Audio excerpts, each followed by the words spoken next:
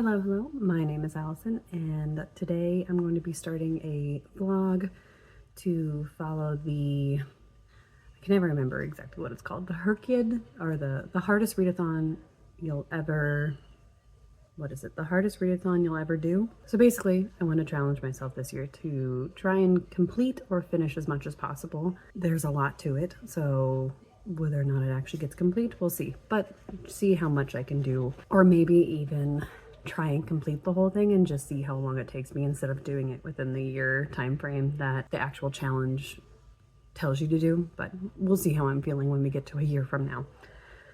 But so I've got my board of all the challenges written out so that it's staring me in the face every time I come over to my bookshelves to help me make sure that I'm trying to select books from my shelves that actually might fulfill a prompt. But the only prompt on here so far that I gather from the rules that has any sort of time constraint to it is the books within 60 days. So the idea is to read your new releases within 60 days of them being released. So I don't always buy new releases right as they come out. I typically like paperbacks, so I wait. The only new releases I ever get are from my Book of the Month subscription. So it kind of helps me, two birds, one stone, stay on top of my Book of the Month releases, which helps complete their challenge where you get some kind of like goofy hat or something at the end of the year, as well as complete this prompt. So I'm doing the challenge from July to the very end of June of next year.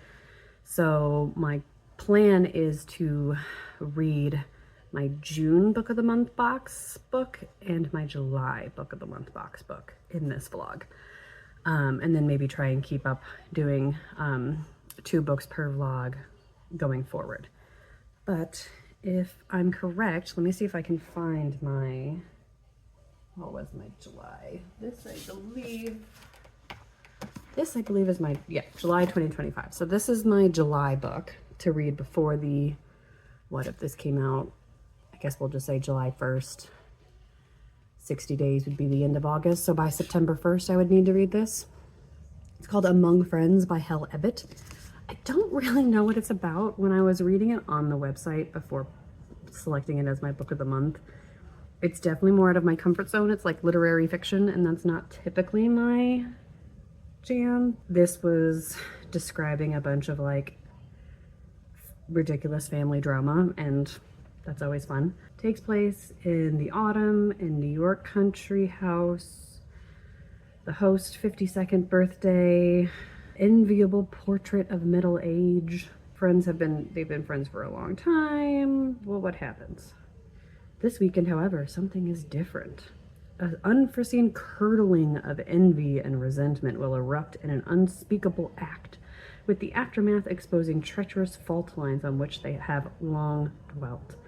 So, I mean, just that little paragraph alone makes me want to be incredibly nosy and know, what could happen to break up friendships of 30 years. So this will be the book I read to complete the July new release. And then what was my June release?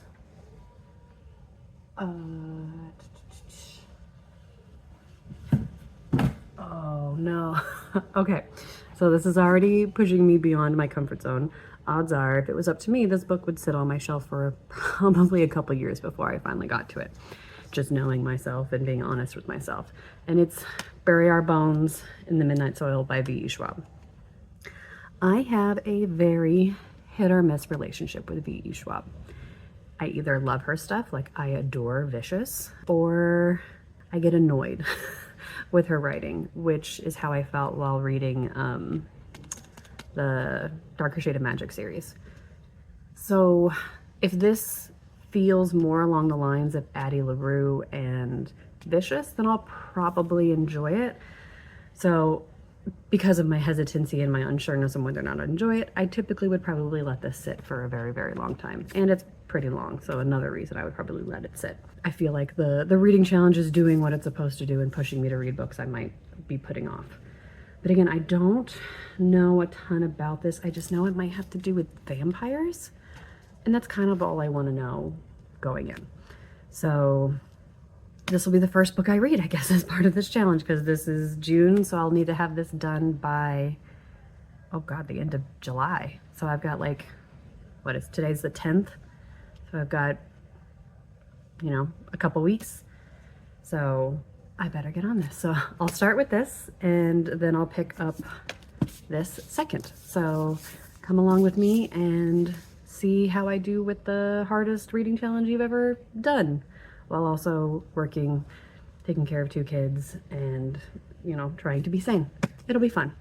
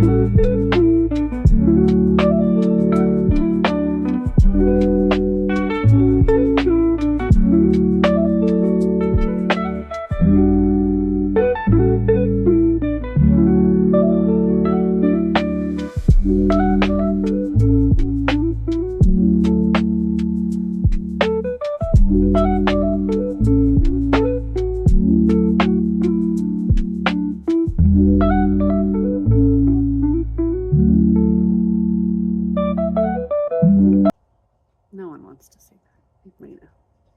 Hey, can you literally move your butt, ma'am?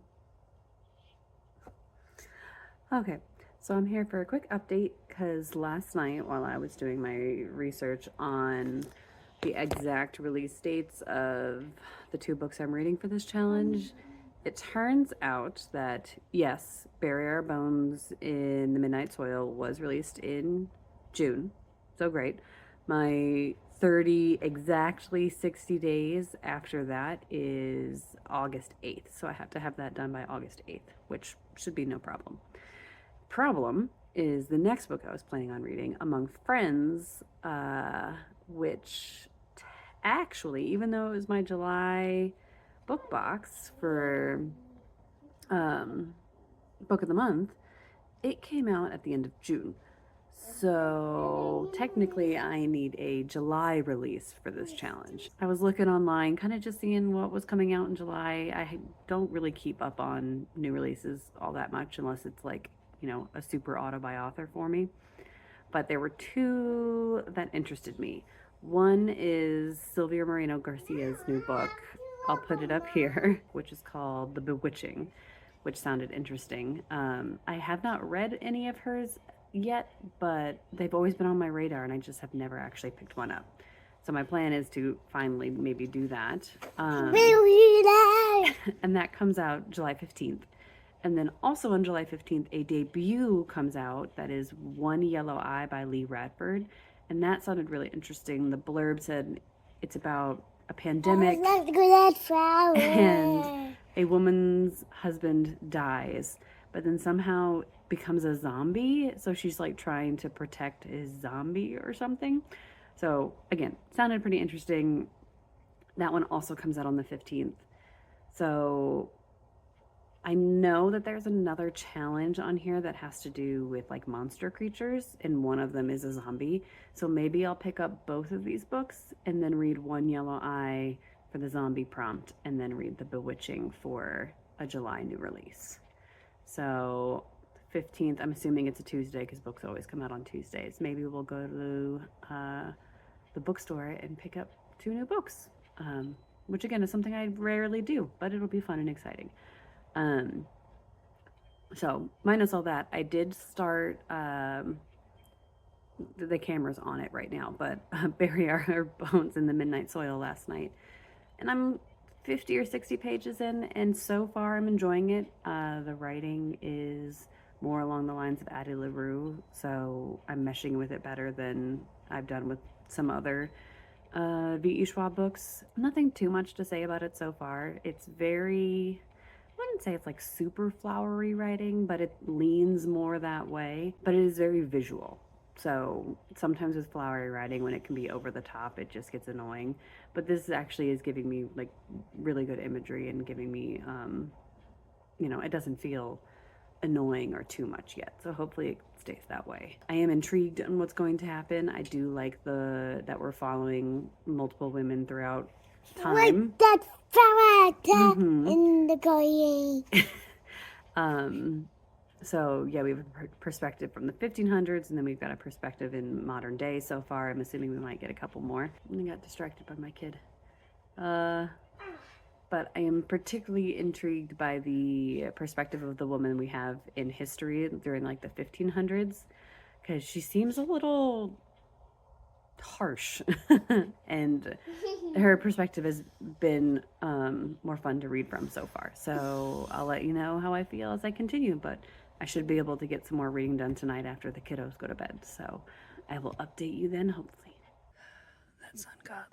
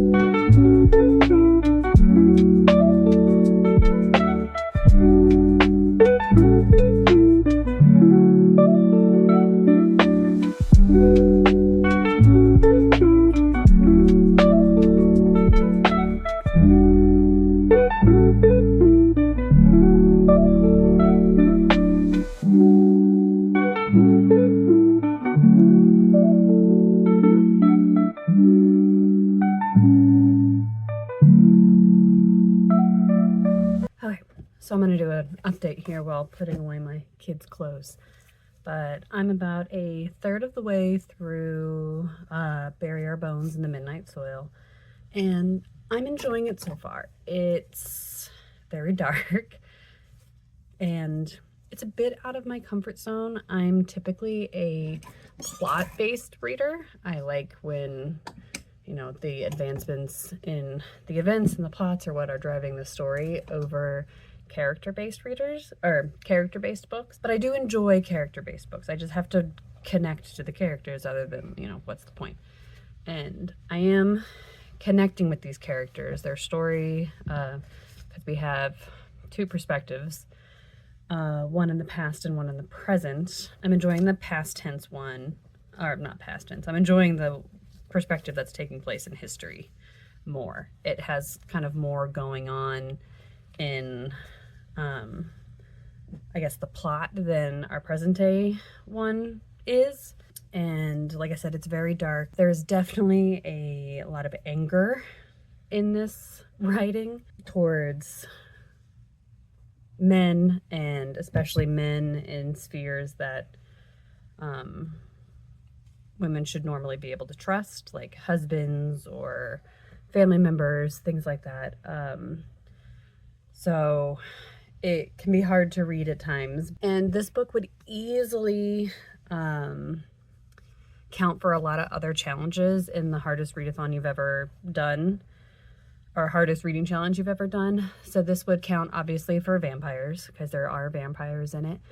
And it would also count for, there's the, I think it's like the LGBTQ rainbow or something. And this would definitely count for lesbian for sure.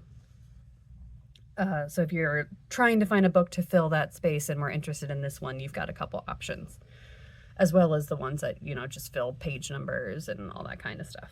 But I'm enjoying it. Like I said, it's hard for me to, it's not as like bingeable for me because it's character based. I feel like on, you know, character studies in books, I have to take my time and they aren't quite as just like, you know, page turning as something that is being propelled by a plot, but still enjoying it. I plan to read a bit more tonight after the kids go to bed and see if maybe I can get closer to the halfway mark. I'm like 200 some pages in. And then I'm excited because tomorrow, hopefully I'll go to the bookstore and get the second book I plan to read for this challenge and hopefully be onto that shortly. But I'll touch back in once I've gotten a little farther and, you know, maybe something a bit more exciting in the plot will happen other than just kind of the day-to-day life of a vampire.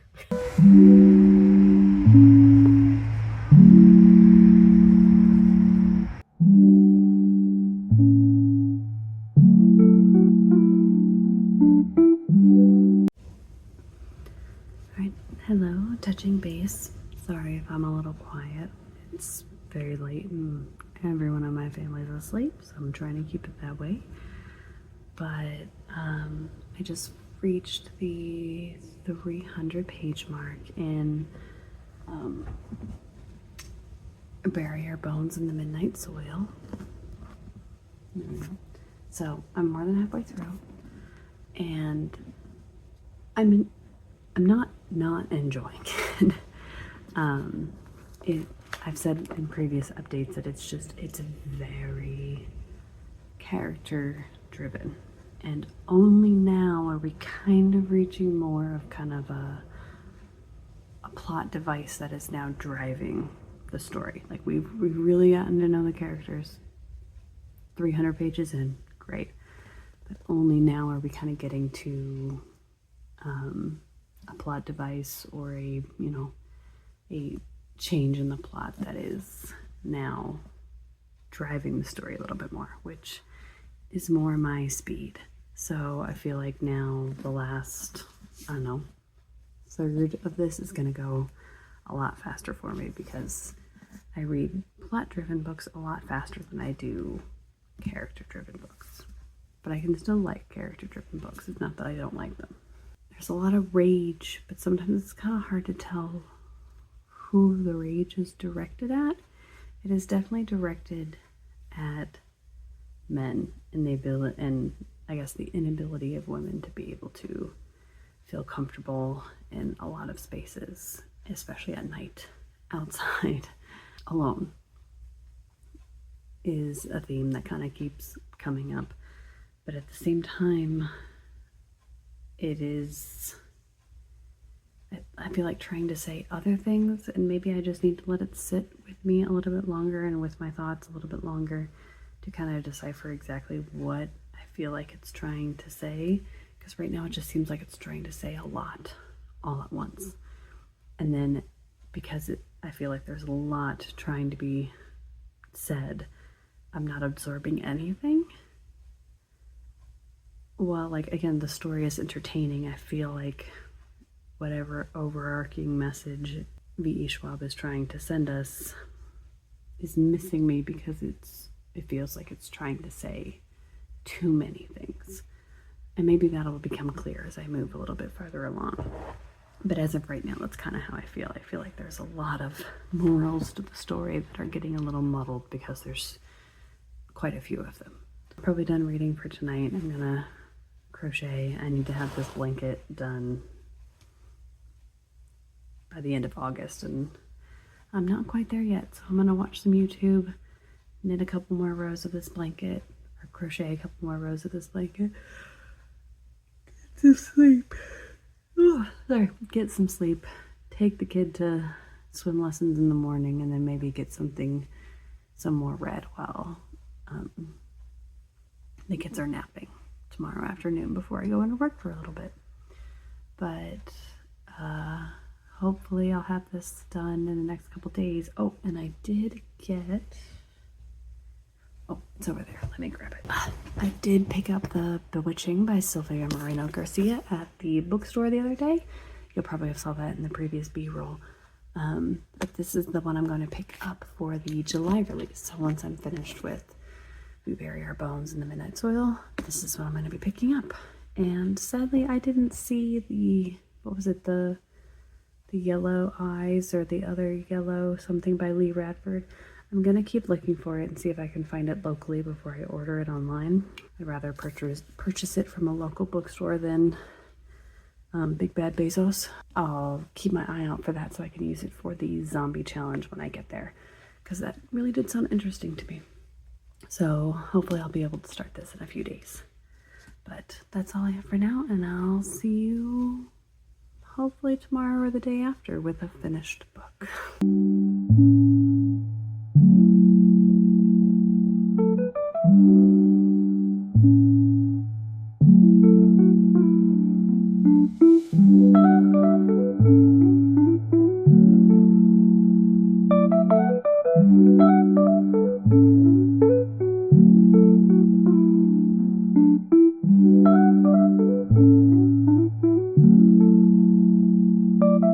Okay, so last night, the night before, I finished Bury Our Bones in the Midnight Soil.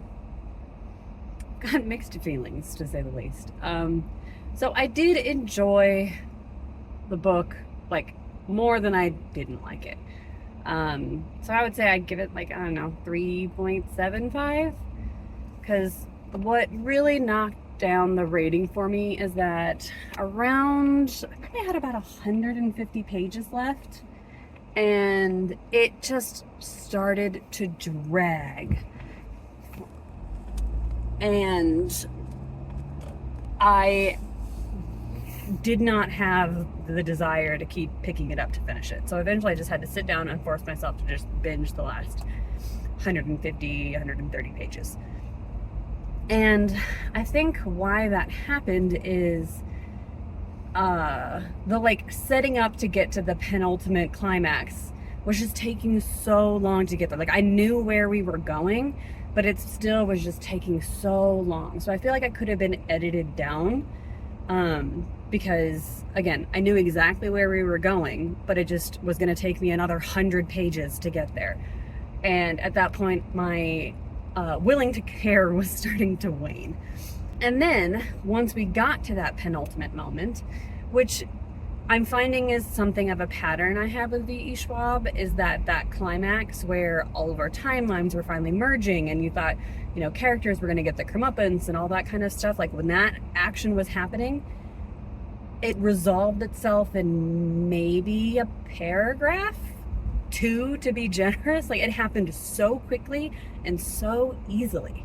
And from what I've learned about these characters, and especially Sabine in particular, in my mind, after getting to know these characters for 400, 500 pages, that's not how that would have ended.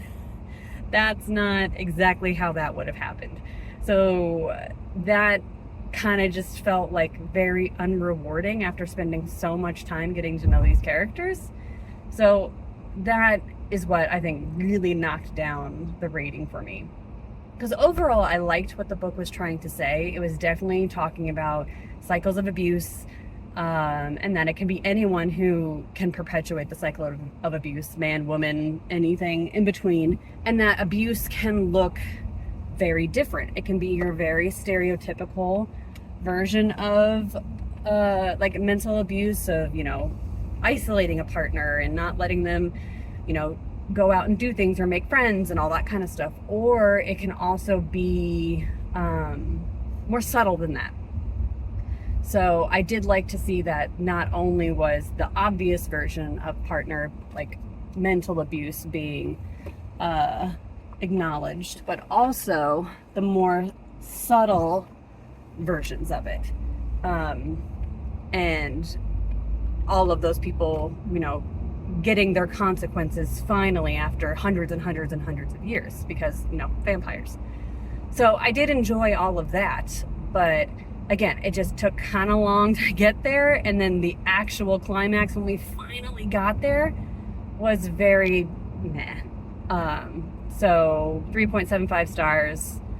Again, I probably will try V.E. Schwab again, But I feel like, you know, one more time, and if this continues to like be the pattern, then I might decide that, you know, this is no longer an author I need to be picking up. And I did start The Bewitching by Silvia Moreno Garcia last night. I'm only like 2 chapters in, so not very far.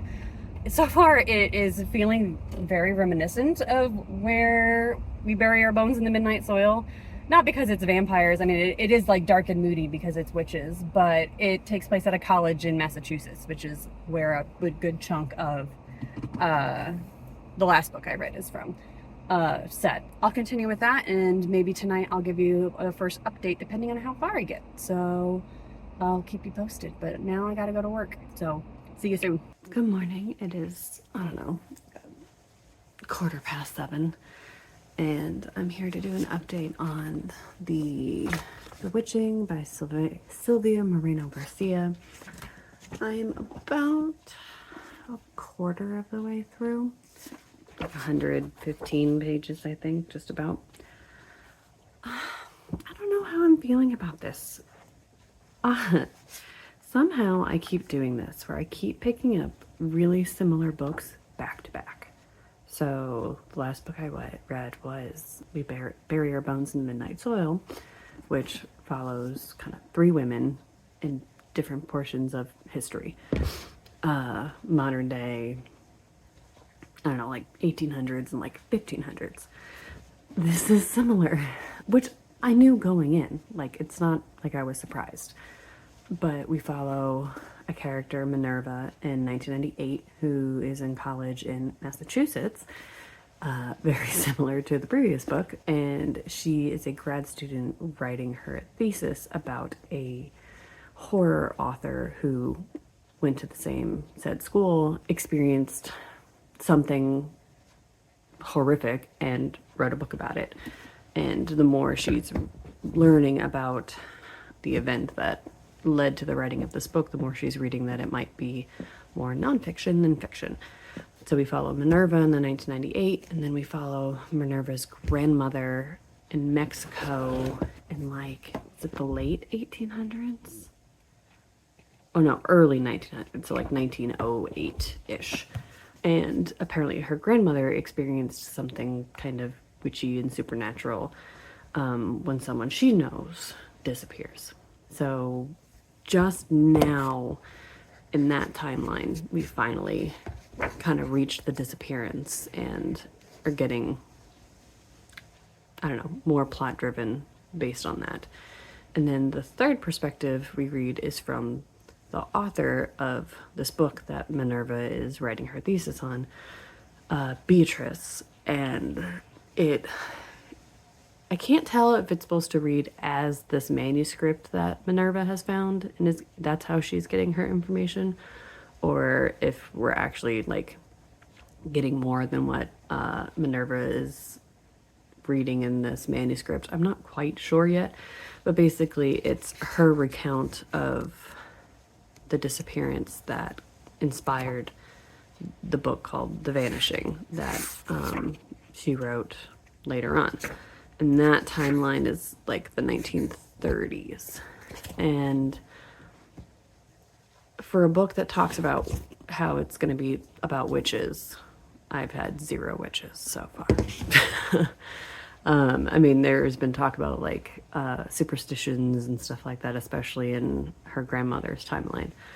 But other than that, we really haven't got a lot of witches, or like I only just now read a chapter where something kind of spooky happens. So typically in my horror books, I don't like too much like time before you actually get into the spooky stuff, because horror books don't tend to be super long to begin with. So if it takes too long to get to the horror, then why am I reading a horror? Like, that's why I want to read a horror book, is I want, you know, to pee my pants. Hopefully now that we've kind of reached some of the spooky stuff, the disappearances are starting to happen, we might get more interaction with witches and maybe get a little bit more interesting anything. I'm gonna keep reading that today. My daycare, aka my mom, is out of town for the week, so I have the entire week off so I can be home with the kids, Whether that means I'm going to get more reading done, probably not. But I will hopefully try and finish this in the next few days. I'll give you another update about 100 pages in, 100 pages more, and hopefully things will have picked up a little bit. But as of right now, it's, you know, it's okay. I'm not super thrilled about it, which is always disappointing when you buy a brand new hardcover book, because that shit ain't cheap no more. What do I got to do today? Daughter goes to dance, bringing Gray with me, and I get to read while my daughter's in dance, but since I have to bring my son with me today, that will not be happening, because I will be chasing him all around the dance studio because he can't sit still. So, and then we'll go to the store and, you know, do some bits and bobs and odds and ends, and then hopefully I'll be able to read a little bit more when Gray goes to take a nap, because that's usually when Luna gets a bit of her tablet time, chance to sit and relax, and she doesn't nap anymore. But I'll read a little bit then. I probably won't read a full 100 pages in that one thing, so I'll probably update you again tonight after I get a chance to sit and read some more after the kids have gone to bed. But for now, that's where I'm at. Fingers crossed it gets better. I'd hate for my first vlog to be kind of meh books, but you know, shit happens.